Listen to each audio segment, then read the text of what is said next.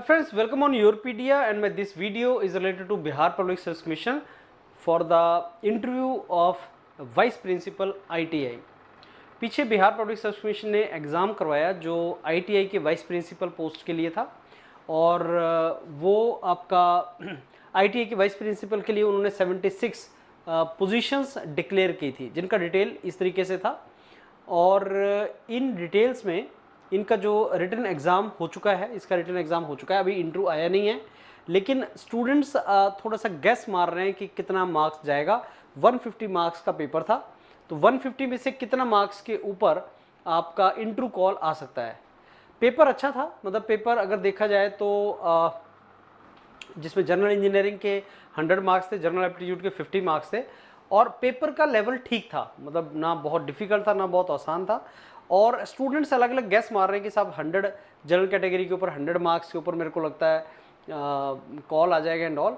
लेकिन हमें ये लगता है कि जो बेसिकली ओवरऑल स्कोर होता है वो जो स्टूडेंट्स के जिनके मार्क्स कम आए होते हैं वो नॉर्मली अपना आगे नहीं आते, अपना स्कोर बताते नहीं हैं। तो आपको सुनने में आता है कि मेजॉरिटी बच्चा 100 नंबर बता रहा है, 110 नंबर बता रहा है। मेरे को लगता है इवन जिनका स्कोर आपका 80-90 से ऊपर होगा वो स्टूडेंट को भी कॉल आने के चांस होते हैं, इंटरव्यू के कॉल आने के। और आपको पॉजिटिव होकर रहना है, इसके लिए अपने प्रिपरेशन छोड़नी नहीं है। बिकॉज अगर सपोज 80-90 पे आपको कॉल आ गया और आपने प्रिपरेशन छोड़ दिया तो आपको उसका डिसएडवांटेज हो जाएगा। तो वैसे तो 100+ मेरे को लगता है सेफ स्कोर होना चाहिए, लेकिन 80+ पे भी कॉल आने के चांस होते हैं। हमें नहीं पता बाकी लोगों की परफॉर्मेंस कैसी है, और इसके लिए हमें लगता है कि इवन 80 मार्क्स पे भी कॉल आ सकता है। तो आप अपनी प्रिपरेशन ऑन रखें। एंड आप जानते हैं योरपीडिया इंडिया का डेडिकेटेड प्लेटफॉर्म है जो आपको इंटरव्यू की तैयारी करवाता है, गाइडेंस देता है।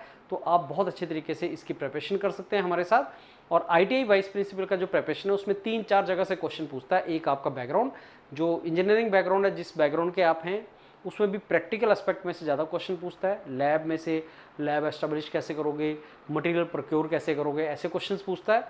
दूसरा वो आपसे आपका जो बैकग्राउंड है, गैप है, अगर जॉब एक्सपीरियंस है उसमें से क्वेश्चन पूछेगा।